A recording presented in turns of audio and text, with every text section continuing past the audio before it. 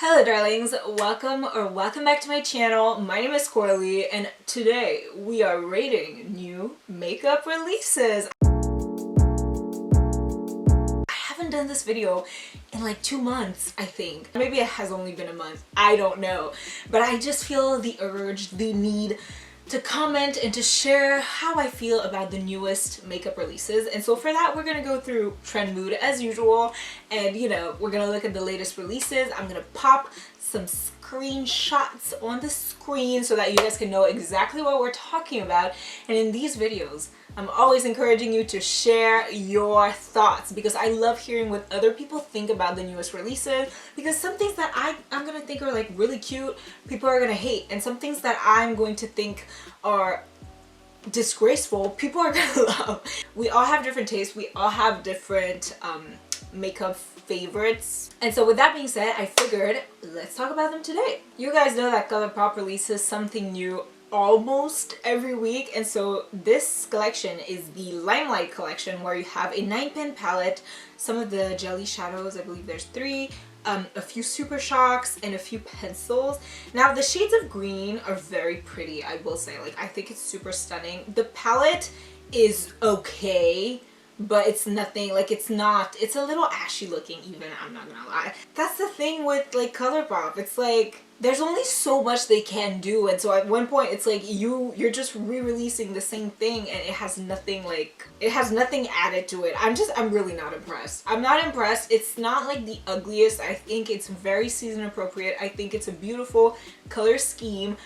I don't think it's gonna do bad. I just don't think it's like I would not go out of my way to buy it, you know what I mean? But if I got gifted it, I would use it. I don't know how I feel about this, but girl, MAC is releasing the highlight and contour palettes. Now it says palettes, but there is only one. The one palette has the ashiest, lightest tone bronzer I have ever seen, and the highlighter doesn't look the slightest bit like shiny. It just looks like a white pearly eyeshadow. I don't know if that's clear enough, because when you release contour palettes, there needs to be a certain spectrum. You know, there needs to be a certain like light, medium, dark, deep dark, you know, things like that. I feel so sorry for MAC all the time because they used to be that iconic brand, and now I'm just like,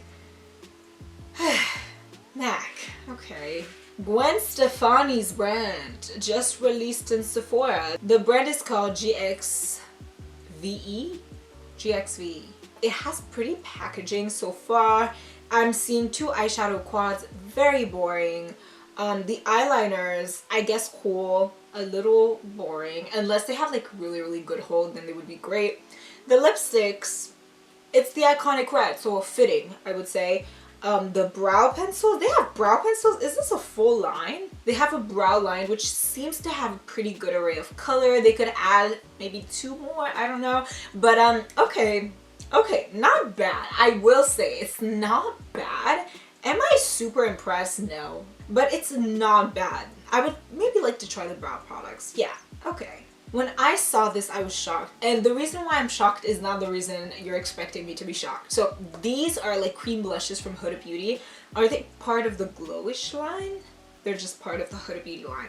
Now, I'm not surprised Huda would release cream blushes because cream blushes are incredibly popular. I'm myself a very big liquid blush, cream blush stan. And so like I'm wearing one today, you know? And so I don't shy away from those particular like texture products when it comes to blush. I love all types of blush, powder, cream, everything. I do prefer cream, but you know, it is what it is. And so I'm kind of glad she released this. Now, I don't know if this is just the picture, but it looks a little bit cheap. I don't know, it looks a little bit cheap. With the cap on, they look better, but it does look a little tiny, just like the tiniest bit cheap. I don't know, I feel like Huda, you need to deliver a little bit more, especially for the price. But yeah, okay, they're exciting. Like, I probably would buy one. Would I? I don't know if I would. I don't know. Okay, let's move on. This one is like undecisive. I don't know what's going on. It wouldn't be a video if you weren't disappointed by one of the, I don't know, old school brand, quote unquote. This is the Too Faced Born This Way Sunset Stripped Palette. Is this an ugly palette? No. Is this an interesting palette? No. Too Faced already does not have the best record of quality when it comes to their eyeshadows. I don't know why you wouldn't just stick to complexion, which you do greatly. Like Too Faced, release a cream blush. Release a beautiful, oh, they already have bronzers. Release a line of cream bronzers. Like, do something that people are gonna go to your brand for. Like, nobody goes to Too Faced for eyeshadows. The only iconic, like, actually good formula palette from Too Faced is the Just Peachy.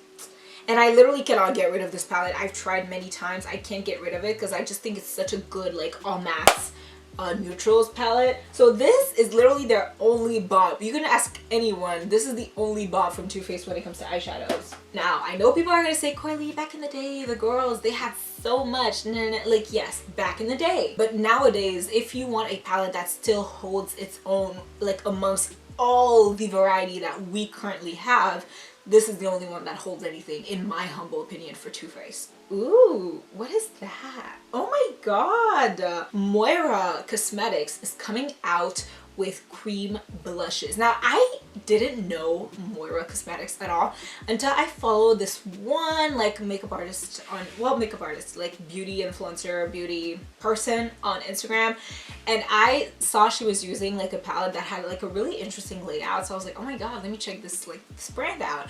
And she was using Moira Cosmetics, and so I know they have a lot of eyeshadow palettes which are seemingly good, like according to what I've seen, I think it's really good. And now they're releasing cream blushes, and like I just said, I'm a cream blush girl. So they're releasing 6 shades that are really, every single one of them is beautiful. This is really stunning. Wow, I don't know. That is amazing. Okay, shout out to Moira because they have a lot of shades and they seem to not be like ashy. They seem to work on many skin tones. So honestly, shout out to y'all for that. That's really cool. Morphe has a collab with Lucky Charms. It's looking like a kind of like basic rainbow palette with some shimmers. It's not ugly. It's pretty. I wouldn't buy it personally because I feel like I just have too much of that in my collection. And even if you're someone that wants like a rainbow palette, I wouldn't recommend this. If you want a rainbow palette, do I reach out? I'm not gonna reach out. If you want a rainbow palette, the Carnival Palettes, like by Be Perfect and Stacey Marie, you can just choose either the Carnival 1, 2, 3. They're all like basically rainbow palettes and they have like really beautiful shimmers and super amazing formulas. I don't see her. I don't see this. It's fine. The brushes look really cute. I love a rainbow theme. So rainbow brushes, very cute. They have like rainbow liners, which that I think is very cool. So if there's anything from this collection I would purchase, it would be their eyeliners. Now I'm just seeing now that they have like metallic, I don't know how I feel about metallic eyeliners because I usually like to put things in my waterline.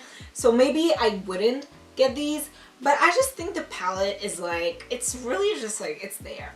It's there. It is nothing interesting. It's nothing interesting. Let's move on. Makeup Revolution is releasing a contour line. Now, Makeup Revolution has a lot of things going on. Okay, lots of things. They have some bronzers which are cream and they look like they have a really nice like gradient of shades. The darkest shade is very dark, which is really good. And so shout out to Makeup Revolution for that. I love that. Then they have some lip liners and glosses or liquid lipsticks. I'm not sure. I love these shades. They're all nude, so it's really easy to love the shades. And they go from a light nude to a pretty dark nude, so that's very cool. Then they have like bronzer, highlight, blush situations. I'm not sure how I feel about that. I'm not sure how I feel about that. It's not particularly appetizing. And the shade like gradient doesn't seem as good as the bronzer shade gradient that they did. So I don't know really how I feel about this. I would maybe skip that. Skip it. But then they have the contour sticks, which honestly I would skip too. Like I just prefer like separate products, I think, for those things, because you're not always going to want the same level of highlight. You're not, you know what I mean? So I prefer having like the separate bronzer, the separate highlight. And so honestly, it's not bad. I think they did pretty good. I think they did pretty good, yeah. I really wanted to talk about this. So Makeup Geek is closing down. Like Makeup Geek is officially over. I mean, unless they get like bought out by, I don't know, some like kind of mother company, which I haven't heard is happening anytime soon. And they are closing down in like April of this year. So obviously, you know, I want to talk about this a little more in depth. So when I started getting into makeup in like 2013, 2014, everyone and they were all using Makeup Geek eyeshadows. That's all they were using. That's all. Like, they were using Makeup Geek. They had, oh my god, like burnt orange. I don't know if that was one of them. Oh no, that's like Anastasia, isn't it? Like teddy bear or something. I don't remember the names exactly, but like Insomnia, the Insomnia pigment, was that not Makeup Geek? I'm not sure. You know what? Never mind. My memory really isn't that great, but I'm sure that if I heard some of the shade names of like those singles that people were using, I would be able to recall them to you and be like, oh yeah, that was Makeup Geek. Back then, singles were super popular. Like making your own palette type shit, like that was really popular. We had Coastal Scents, we had Makeup Geek, we had MAC, we had all those brands that were just making singles that people could just buy and like put it in a Z palette. And so obviously everyone was all over that.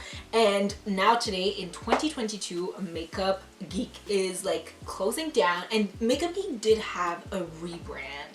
And I think like, because when Makeup Geek closed down, I wouldn't say like I was hurt, because I never purchased from the brand. I feel like I never got the opportunity to like get around to actually trying the brand. Like I never got myself to just go on the website and purchase. So it's not like a huge loss for me, obviously, because I never developed any favorites within the brand. But I just think it's such a symbolic part of the beauty community, and it's closing down, which is kind of like, it's shocking, I would say. I don't know. I just think it's a little shocking, because I was just like, oh my god, like Makeup Geek is closing down. Makeup Geek, bro? Like Makeup Geek OG type brand. Like it obviously was never as big as MAC or, you know, those big like mainstream brands, but it was pretty big. Makeup Geek was in Target, bro. I'll admit, I do believe it was like a recent acquisition, like being in Target, but still, like I was like, and obviously like what Marlena said is that like COVID was really tough. It was already a little bit tough on the brand before the rebrand, and then COVID just like hit them really hard. And I really wish the best for Marlena, because I genuinely like, Makeup Geek was something she did very well. I will say like the downfall of Makeup Geek, Too Much Mouth has a video on that on her YouTube, so I will link that down below. But there were a lot of factors, and I feel like it could have been prevented, but I don't know how, because I'm not a marketing major. Health, that's all I know. So, you know, whatever. I just wanted to talk about it because I think it's fascinating when that shit happens. You know, it's like Becca, but at the same time, like Smashbox is like selling some Becca, so I really don't know what's happening. Natasha Denona released the Pastel eyeshadow palette. Now, I will say, it's a little ashy. It is a little, like, I would never purchase this, especially knowing the prices of Natasha Denona shadows. I would never buy this. But, you know, I'm a pastel girl, so every time I see a pastel, I'm like, oh, wow. But, I would definitely do this different. Like, if I were to do a pastel palette, which, oh, there's this YouTuber. I see her all the time. She makes, like she remakes palettes in like Photoshop or like, I don't know, whatever, Illustrator. She like remakes them to like what she would have liked them to be. Maybe I'll do that. Like maybe I'll create my own palettes. I don't know. Fun ideas, right? Last thing we're talking about, I promise, these are the Beauty Babe palettes. So what they have done is they've released 3 themes. So the earthly, the midnight, and the berries. For the earthly theme, they have the 42 pans, the 16 pans, and the 9 pans. For the midnight, it's the same thing, and for the berries theme, they only have the 16 pans and the 9 pans. Listen, when I tell you the earthy, like the big palette, I think it's so pretty, but at the same time, it kind of looks like the Antidote 4 palette that I have, so I was like, no, absolutely not. But these are really pretty. I think Beauty Babe does a really good job at like creating like palette themes, and the fact that they create like different sizes of those palettes with those same themes, I think is such a great way, because I know a lot of people nowadays don't like big palettes. I personally do like a big palette. Like maybe it's just a me thing. I don't mind a big palette, because when I look at a big palette, I see opportunity, I see choices, I see a lot of the things that I want to do with it. I can like picture a lot of different looks. And so, you know, I don't mind a big palette, but I know that the average consumer probably thinks like a 12 pan, maybe a 16 pan is like maximum they'll do, and like that's a perfectly fine amount of eyeshadows to have. And so I will say, I think it's such an excellent release. If there's any of these shades that you really like and you want a palette in that like shade family, shade range, I highly suggest it. I've tried Beauty Bay shadows before and I really like them.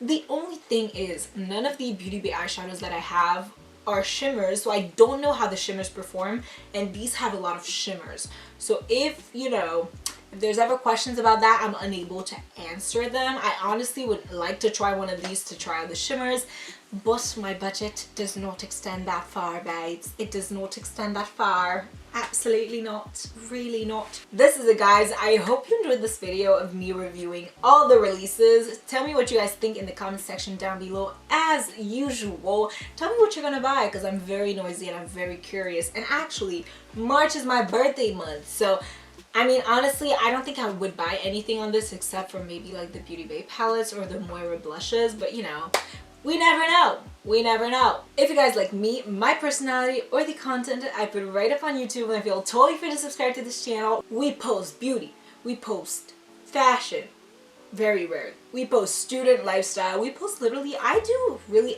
anything that I want. If you guys have any requests, by the way, leave them in the comment section down below. I will evaluate. Don't forget to follow me on all of my social media such as Instagram, Twitter, and TikTok. I'll leave all the links in the description box down below.